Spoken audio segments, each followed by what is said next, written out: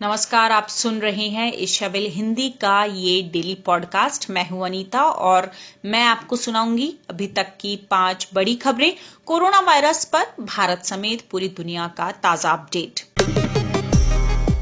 देश में जारी कोरोना संकट के बीच प्रधानमंत्री नरेंद्र मोदी ने आज वीडियो कॉन्फ्रेंसिंग के जरिए राज्यों के मुख्यमंत्रियों के साथ चर्चा की। इस बैठक में महामारी की स्थिति और महामारी रोकने के लिए केंद्र और राज्यों द्वारा उठाए गए कदमों और लॉकडाउन के सवाल पर चर्चा की गई। सूत्रों के मुताबिक बैठक में प्रधानमंत्री ने कहा कि लॉकडाउन का हमें लाभ मिल रहा है। उन्होंने कहा कि दूसरे देशों के मुकाबले भारत बेहतर स्थिति में है। वहीं मिजोरम के मुख्यमंत्री ने कहा कि जो केंद्र सरकार का फैसला होगा उसे राज्य स्वीकार करेगा। पुडुचेरी के मुख्यमंत्री वी नारायणसामी ने राज्य के कोरोना योद्धाओं के लिए व्यक्तिगत सुरक्षा उपकरण यानी पीपीई और अन्य चिकित्सा उपकरण प्रदान करने के लिए केंद्र के हस्तक्षेप की मांग की।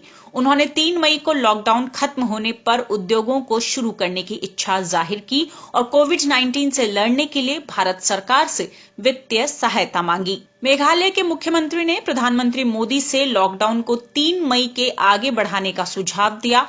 बैठक के बाद मेघालय के मुख्यमंत्री कोनराड संगमा ने ट्वीट कर इसकी जानकारी दी।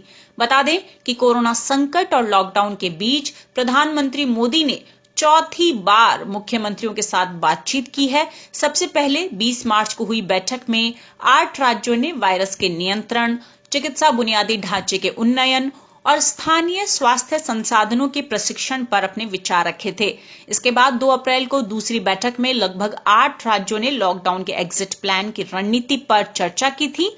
तो वहीं 11 अप्रैल की तीसरी बैठक में कम से कम 13 मुख्यमंत्रियों ने लॉकडाउन को बढ़ाने के लिए कहा था।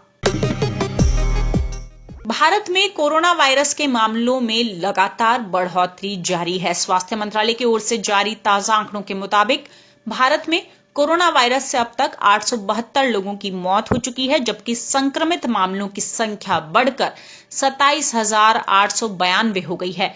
पिछले 24 घंटों में कोरोना के 1,396 नए मामले सामने आए और 48 लोगों की मौत हुई। हालांकि थोड़ी राहत वाली बात यह है कि इस बीमारी से अब तक 6,185 मरीज ठीक हो चुके हैं। पिछले 24 घंटों में देश में 381 लोग ठीक हुए हैं। मरीजों के ठीक होने की दर 22.17% पर पहुंच गई है।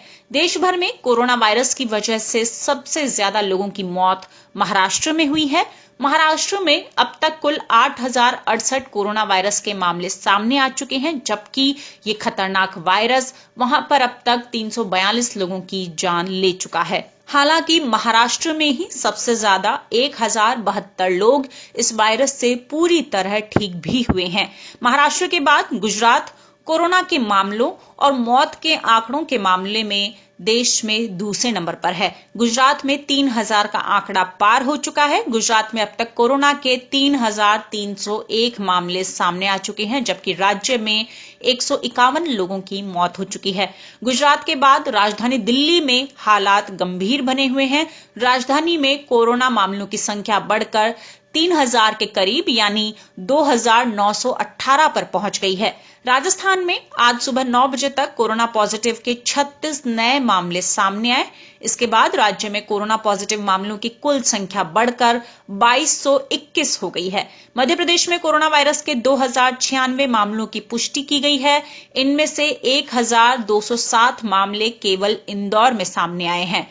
राज्य में अब तक कुल सामने आए मामलों में से 210 लोग ठीक हो गए हैं, लेकिन 99 लोगों की मौत हो गई है। उत्तर प्रदेश में संक्रमितों की संख्या बढ़कर 1,899 हो गई है। राज्य में 29 लोगों की मौत हो चुकी है। आंध्र प्रदेश में पिछले 24 घंटों में 80 नए कोरोना पॉजिटिव मामले दर्ज किए गए। इसके साथ ही राज्य में पॉजिटिव मामलों की कुल संख्या बढ़कर 1,177 हो गई है। बिहार में आज कोरोना पॉजिटिव के 13 नए मामले दर्ज किए गए। इसके बाद संक्रमित मरीजों की संख्या 290 हो गई। तो वहीं झारखंड में कुल संक्रमितों की संख्या बढ़कर 83 पर पहुंच गई है। देश में कोरोना वायरस संक्रमण के मामलों में रोजाना बढ़ोतरी हो रही है, तो वहीं अब लगातार बड़ी संख्या में कोरोना वॉरियर्स भी इस खतरनाक वायरस की चपेट में आ रहे हैं। पूर्वी दिल्ली के पटपड़गंज के मैक्स सुपर स्पेशलिटी हॉस्पिटल में डॉक्टरों समेत 33 स्वास्थ्य कर्मियों के कोरोना वायरस से संक्रमित होने की पुष्टि हुई है। इसके अलावा यहां की 145 नर्सों को उनके हॉस्टल्स में क्वारंटीन किया गया है। वहीं दिल्ली सरकार द्वारा संचालित बाबू जगजीवन राम अस्पताल में 50, बाबा साहेब अंबेडकर अस्पताल में 29, दिल्ली राज्य कैंसर संस्थान में 25 और लेडी हार्डिंग मेडिकल कॉलेज में अब तक 15 स्वास्थ्य कर्मियों को कोरोना वायरस से संक्रमित पाया गया है। इसके अलावा Apollo, Sir Ganga Ram, Moolchand, RML, Safdarjung, AIIMS और लोकनायक हॉस्पिटल में भी स्वास्थ्य कर्मियों को इस खतरनाक वायरस से संक्रमित पाया गया है। सिर्फ दिल्ली ही नहीं, मुंबई और देश के कई अलग अलग हिस्सों से कोरोना वॉरियर्स के पॉजिटिव पाए जाने की खबरें लगातार आ रही हैं। दिल्ली में अब तक 21 पुलिसकर्मी कोरोना से संक्रमित पाए गए हैं, तो वहीं राजस्थान से अब तक कुल 90 कोरोना वॉरियर्स, जिसमें डॉक्टर्स, नर्स, पुलिसकर्मी, होमगार्ड, आशा कार्यकर्ता शामिल हैं, ये सभी कोरोना संक्रमित पाए गए हैं। मध्य प्रदेश की राजधानी भोपाल में भी हालात भयावह बने हुए हैं। भोपाल में अब तक 110 स्वास्थ्य कर्मी और 41 पुलिसकर्मी कोरोना से संक्रमित पाए गए हैं। इंदौर में अब तक कुल 11 डॉक्टर, नर्स कोरोना पॉजिटिव पाए गए हैं। इंदौर में करीब 8 पुलिसकर्मी भी कोरोना से पीड़ित हैं। महाराष्ट्र में 100 से ज्यादा मेडिकल स्टाफ कोरोना पॉजिटिव पाया गया है। बता दें कि दिल्ली और मुंबई समेत देश के कई शहरों के बड़े अस्पतालों को सील करना पड़ा है। कोरोना पूरी दुनिया पर कहर बरपा रहा है। कोरोना वायरस की महामारी से दुनिया भर में अब तक 2,06,000 लोगों की जान जा चुकी है, जबकि संक्रमितों की कुल संख्या 29 लाख को पार कर गई है। अमेरिका में 9,60,000 लोग कोरोना से पीड़ित है। यहां पर अब तक 54,000 लोगों की मौत हो चुकी है। अमेरिका के सामने कोरोना के साथ ही आर्थिक संकट की चुनौती भी बनी हुई है। कोरोना के चलते वहां बेरोजगारी दर 16% पर पहुंच गई है। अर्थव्यवस्था की बुरी हालत को देखते हुए अमेरिकी राज्य कोलोराडो, मिसिसिपी, मिनासोटा और टेनेसी अपने यहां लॉकडाउन की पाबंदियां खत्म करने जा रहे हैं। इटली में 2 लाख लोग कोरोना से संक्रमित पाए गए हैं और करीब 26,000 लोगों की मौत हो चुकी है। इटली में 4 मई से लॉकडाउन की पाबंदियों में धीरे धीरे छूट दी जाएगी। फ्रांस में अब तक 22,856 लोगों की मौत हो चुकी है। फ्रांस के प्रधानमंत्री एडवर्ड फिलिप ने कहा है कि वो मंगलवार को संसद में लॉकडाउन से निकलने के लिए एक राष्ट्रीय एग्जिट योजना पेश करेंगे, जिस पर बहस और वोटिंग के बाद फैसला लिया जाएगा। जर्मनी में 1018 नए मामले सामने आए। इसके साथ ही जर्मनी में कुल संक्रमण के मामले बढ़कर 1,55,000 को पार कर गए हैं। पिछले 24 घंटों में वहां 110 लोगों की मौत हुई है और इसके साथ ही मरने वालों की संख्या 5,500 को पार कर गई।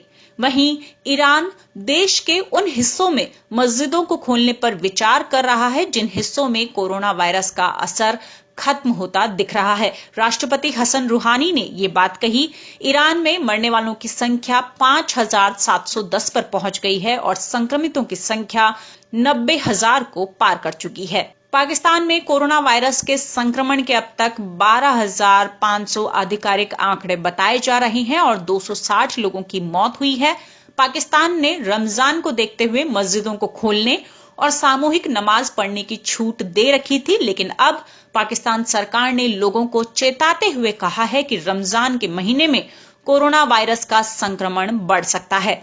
वहीं न्यूजीलैंड के प्रधानमंत्री जेसिंडा अर्डन का कहना है कि देश ने कोरोना के खिलाफ जंग जीत ली है, जिसके बाद न्यूजीलैंड मध्य रात्रि से राष्ट्रव्यापी लॉकडाउन में कई छूट देने जा रहा है। बता दें कि न्यूजीलैंड में अब तक 1500 से कम मामले सामने आए हैं और इनमें से भी 80% ठीक हो चुके हैं। यहां पर अब तक 19 लोगों की मौत कोरोना के चलते हुई है।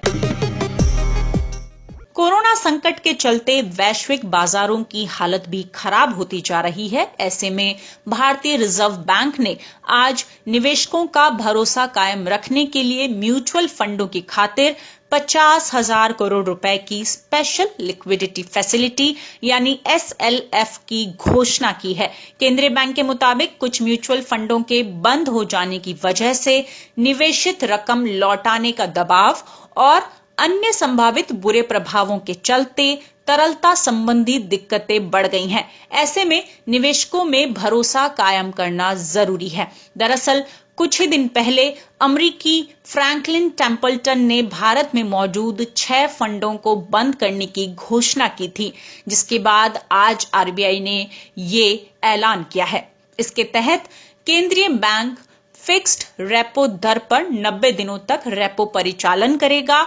SLF-MF ऑन टैप और ओपन एंड है और बैंकों को सोमवार से शुक्रवार तक किसी भी दिन धन प्राप्त करने के लिए अपनी बोलियां जमा कराने की अनुमति दी गई है। ये योजना आज से 11 मई 2020 तक या फिर आवंटित राशि के उपयोग तक उपलब्ध रहेगी।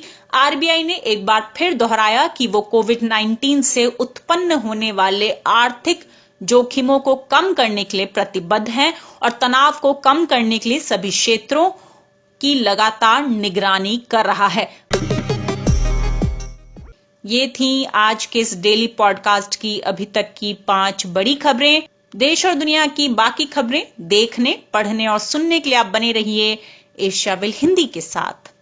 नमस्कार।